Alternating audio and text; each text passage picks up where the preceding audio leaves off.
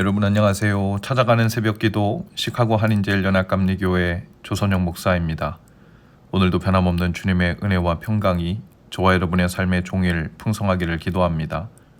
오늘 말씀은 누가복음 19장 1절에서 10절까지 말씀입니다. 예수께서 여리고로 들어가 지나가시더라. 삭개오라 이름하는 자가 있으니 세리장이요 또한 부자라. 그가 예수께서 어떠한 사람인가 하여 보고자 하되 키가 작고 사람이 많아 할 수 없어 앞으로 달려가서 보기 위하여 돌 무화과 나무에 올라가니 이는 예수께서 그리로 지나가시게 되밀어라.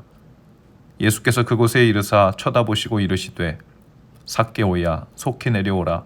내가 오늘 내 집에 유하여야 하겠다 하시니 급히 내려와 즐거워하며 영접하거늘 무사람이 보고 수군거려 이르되 저가 죄인의 집에 유하러 들어갔도다 하더라. 삭개오가 서서 죽게 여짜오되 주여 보시옵소서. 내 소유의 절반을 가난한 자들에게 주겠사오며 만일 누구의 것을 속여 빼앗은 일이 있으면 내 갑절이나 갚겠나이다. 예수께서 이르시되 오늘 구원이 이 집에 이르렀으니 이 사람도 아브라함의 자손임이로다. 인자가 온 것은 잃어버린 자를 찾아 구원하려 함이니라. 아멘. 예수님께서 여리고를 거쳐 예루살렘으로 올라가고 계셨습니다. 그 동네에 삭개오라는 사람이 있었는데요. 삭개오란 이름은 히브리어로 자카이라는 단어에서 유래되었습니다. 그 이름의 뜻은 깨끗한 또는 순결한 이란 뜻입니다. 그 이름의 뜻이 그의 직업과 평판에 비교해 볼 때 참 대조적이죠. 삭개오는 세리장이었고 부자였습니다. 당시의 세리장의 직책은 경매에 의해서 결정되었다고 합니다. 얼마의 세금을 거두어 드릴 것인가 하는 것을 경매에 붙여서 많은 세금을 거두어서 상납하겠다는 사람에게 세리장 자리를 맡긴 겁니다. 세리장은 보통 세리들을 고용해서 세금을 많이 거두어 드리게 하고 세리장직에 대한 그 막대한 경매금을 로마 정부에 먼저 바치고 나머지는 자신의 호주머니에 넣었죠. 자연히 세리장은 더 많은 세금을 거두려고 노력을 했고 세리들에 대한 일반인들의 인식이 좋지 않은 것도 당연했습니다. 특히 당시는 로마의 식민 통치 아래 있었기 때문에 세리장은 매국노 취급을 받았죠. 성경에도 세리는 창녀들과 함께 공인된 죄인으로 취급됩니다. 세리는 하나님 앞에서도 죄인이었죠. 하나님보다 돈을 더 사랑하고 자신을 더 사랑하는 부류로 인식되었습니다. 심지어 당시 세리는 강도처럼 취급했기 때문에 사람들이 세리를 속여도 그것이 죄가 되지 않을 정도였습니다. 그러니 세리와는 식사를 해서도 안 되고 교제를 해서도 안 되는 시대였죠. 삭개오는 이런 세리들의 우두머리요 죄인들의 우두머리였던 셈입니다. 그런데 그의 이름의 뜻이 순결이었던 겁니다. 그 이름을 두고 얼마나 놀림을 받았을까요? 그래서 아마도 동네 사람들은 삭개오의 이름을 그대로 불러주는 이가 하나도 없었을 겁니다.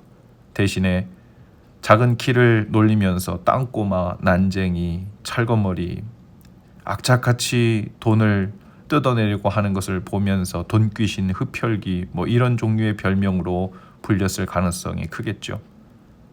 그런 삭개오를 예수님도 알고 계셨습니다. 그리고 뽕나무에 올라간 삭개오의 이름을 정확히 발음해 부르십니다. 순결아. 비웃는 표정도 아니셨을 것이고 진지하게 혹은 따뜻하게 이 삭개오라는 이름, 순결이의 이름을 부르셨을 겁니다. 자신의 이름을 비웃지 않고 불러주시는 예수님 앞에서 이미 삭개오는 마음이 열렸겠지요. 창조주이신 예수님은 그를 보는 순간 이미 이전부터 그가 어떤 사람인지를 잘 아셨습니다. 그럼에도 불구하고 예수님은 그의 이름과 평판뿐 아니라 그 내면을 깊이 이해하시고는 그의 소외된 마음, 공허한 마음을 보셨습니다. 회개하고 새 삶을 살고 싶어 하는 그 마음 한구석에 아쉬움도 아셨을 겁니다. 예수님은 그를 알고 싶어 하시는 또 삭개오의 마음을 아시고 삭개오야 내려오라 하고 말씀하십니다. 누가 보아도 죄인이고 누가 보아도 구제불능이고 누가 보아도 소망 없어 보이는 사람에게 주님께서 순결아 착하지 내가 너를 안다 너의 마음을 안다 이렇게 말씀하신 것이죠. 예수님은 그의 이름을 부르고 그 이름과 걸맞지 않은 삶을 산 것에 대해 먼저 책망하지 않으셨습니다. 마치 삭개오가 죄하고는 아무 상관이 없는 자인 것처럼 따뜻하게 이름도 불러주시고 삭개오의 집이 마치 거룩한 성전이라도 되는 것처럼 아무렇지도 않게 그의 집에 유하시겠다고 하셨죠. 예수님은 바로 이런 삭개오를 구하시려고 이 땅에 오셨습니다. 죄인들의 마음에, 죄인들의 집에, 죄인들이 거하는 이 땅에 오셔서 함께 사셨습니다. 잃어버린 양을 찾아오셨고 길 잃은 양을 다시 만났을 때 그 양을 책망하지도 꾸짖지도 않으시고 먼저 안아주셨습니다. 삭개오의 삶에 새로운 삶이 시작되었죠. 삭개오의 인생에는 새 세상이 열린 겁니다. 이 땅에서의 삶은 이제 온데간데 없고 하나님 나라가 그의 삶에 시작된 것이죠.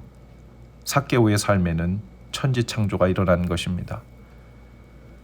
주님은 오늘도 저와 여러분의 삶에 오셔서 이름을 불러주십니다. 우리의 이름이 얼마나 그럴싸한 뜻을 가지고 있는지 모르지만 아마도 우리 본 모습은 그 이름과 걸맞지 않음을 우리 스스로 잘 알 것입니다.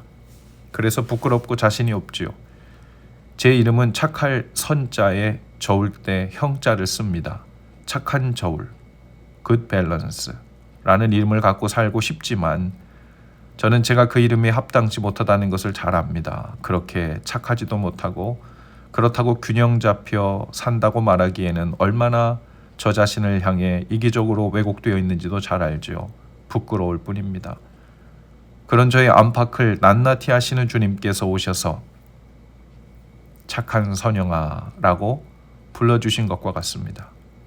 정말 착하고 선해서가 아니라 은혜로 그렇게 보아주시고 그 마음에 있는 작은 선함을 원하는 조각을 보아주신 것이죠.